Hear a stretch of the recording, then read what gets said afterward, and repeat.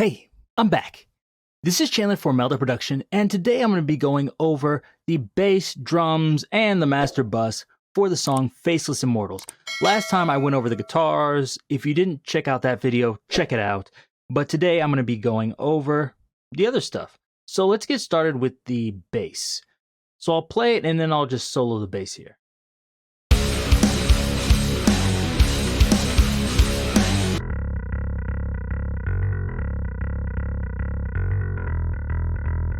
Okay, so I used a actual synthesizer. I used MSoundfactory for this bass. Solo it here. These are the settings. I just use this preset called Let's Rock. This is actually a bass I made, and I'm actually working on another one, which I think even sounds better than this, but this is the one I used for this one. I have the amp on, and I have it like driving fairly hard because I wanted a distorted sound, and I wanted this to kind of blend with the guitars. I wanted it to sound like one thing altogether. And here, I didn't do too much with the EQ. I just cut out a little bit of the mids and I boosted 1,000 hertz because I wanted that like top end. And I put just a little bit of compression on it too. Sounds like this.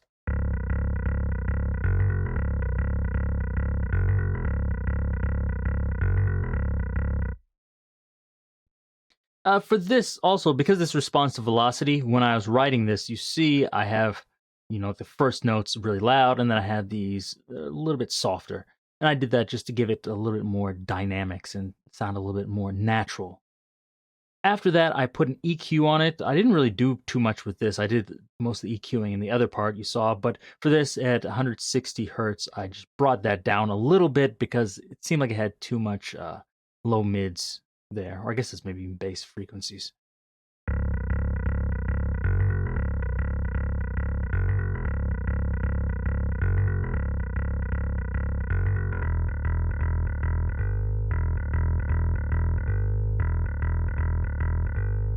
Yeah, so it's just getting rid of some of the bassiness.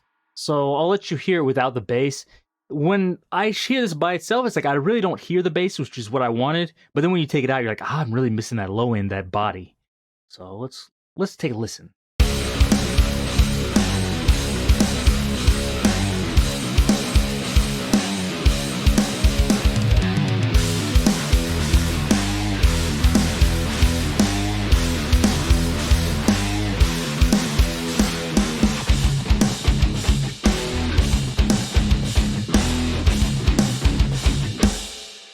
So that's really like that pounding sound. Actually, maybe that's probably the bass drum. But it's a lot of that low end hef is coming from the bass. But I distorted it so it would almost sound like the guitar. It sounds like just one thing together. One big wall of sound. So that's the bass. I don't think there's really too much more to it. Let's go into the drums here. I'll let you hear and see what I did in this. For this, actually, I didn't really do too much stuff with the mixer. Like all this that's in here with the EQ and everything there. It looks like there's a lots of stuff on here, but actually, if I'm going to be truthful, I didn't do this stuff. I used just a preset here, Theater of Dreams. So this comes from the Drum Empire 2020. I think this is actually the newest, downloadable drum pack. So I went into metal here. I saw this Theater of Dreams. I love Dream Theater. Just put this one on. Sounded right. I think maybe I adjusted maybe one or two things. Maybe added more bass to the kick drum, for example. And I'll let you hear it.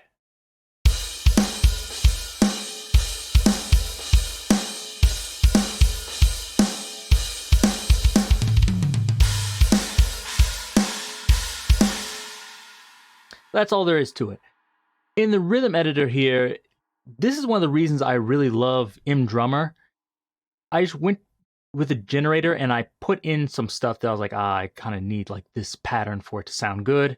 So I put this in here and then it gave me all of these different variations.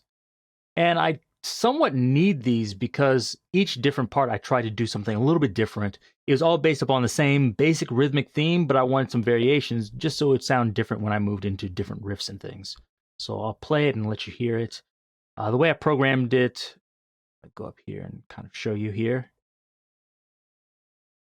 The thing I like about it, it's very easy. I can go through and just add these here, and it'll switch between the different loops. and different keys, which makes it easy. I can just put the same one for each section, or maybe change one here. And then all I have to do afterwards is just add in the drum fills. So for composing, this makes it very, very easy. You can kind of do like a rough draft and then go back and add your breaks and drum fills and outros and things. And you can kind of compose, I don't know, piece by piece, and you don't have to do everything all together. What am I talking about? You don't have to think of everything at the same time. You can kind of do it through passes. So I do like the first draft pass, then I correct a little bit, add the fills, then maybe I go back and change the fills a little bit, then maybe I go back and add some like small variations, etc. And this makes it easier for me. I'll let you hear it.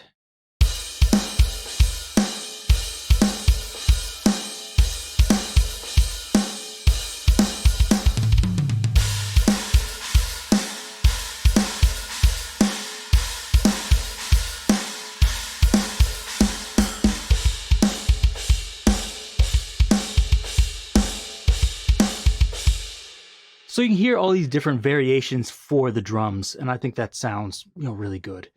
I'm not sure there's anything else I did in here that's particularly interesting or different, but I just thought that small thing, making these beats for you, just saved me lots of time. I was able to get this done and like get the basic idea for the song done with the drums in probably 5-10 minutes, and I had like a basic outline of what I wanted to do. From there, it was easy, and then for some small parts, I needed to change it and add other parts, but that was easy to do later. Like this breakdown part, I had to make something specifically for this, like here.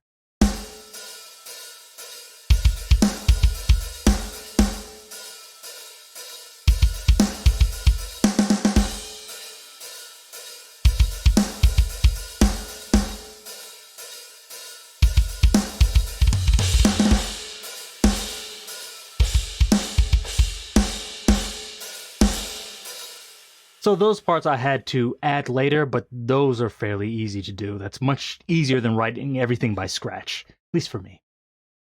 So hopefully that gave you an idea what I did for the drums. If you have any other questions, let me know. I also have the analyzer on here, and I do this just so I can see, what's going wrong or what's not going wrong.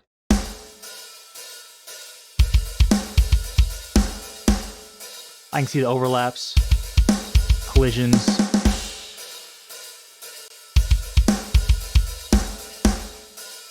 So I can see down here, I could probably clean that up a little bit, but I thought it sounded okay to me. Now, last part, let's go here to the master bus. I have a compressor here. I'm not doing much with this.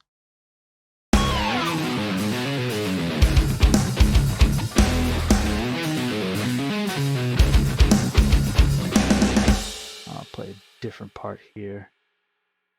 And yeah, that's all I have in there. I'm just doing like maybe 1 to 3 decibels of gain reduction. Actually, play here.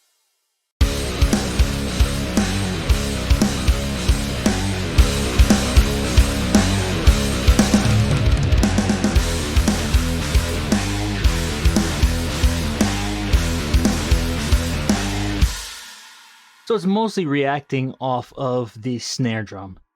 So I think it just makes it a little bit tighter. Now I have M Turbo EQ. I'm not doing too much here. At 420 hertz, I'm bringing it down by just 2 decibels. So that's not much at all. And I think that's about it. I may not be doing anything else besides that. I don't think I even have any...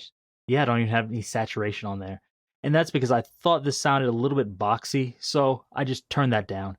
Oh, and also at 50 hertz here, I turned it up by 2 decibels.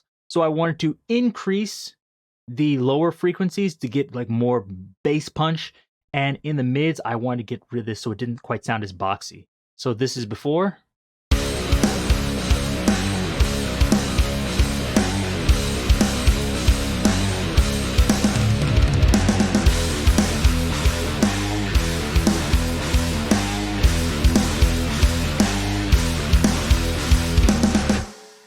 So you can hear it just sounds almost louder. It even sounds like almost like the high end is coming up, but that's just because I'm unclogging the mids by getting rid of some of this 240 hertz.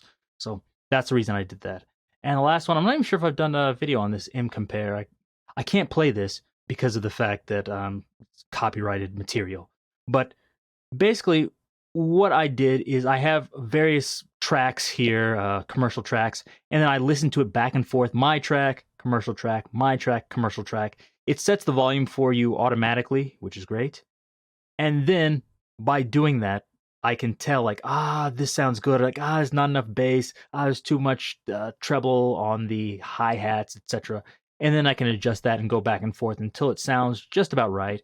And of course, they have left and right, which I usually don't use, but the mid and side is useful to see, to like compare this. Like, I have too much stereo information. Like, actually, I don't have enough stereo information. Mine sounds really mono compared to the other ones. And this is an easy way to do that. You can also do it with a filter by turning this on. I can turn the low pass really far down. So now I'm just hearing the bass frequencies and I can listen. How is my bass compared to the commercial bass? Or I can do the same thing, cut it out and hear like, how do my mids and treble sound, etc. So this is really good. I'm using 4 slots here, but of course I could use many more, up to 16, but I don't need 16 different references.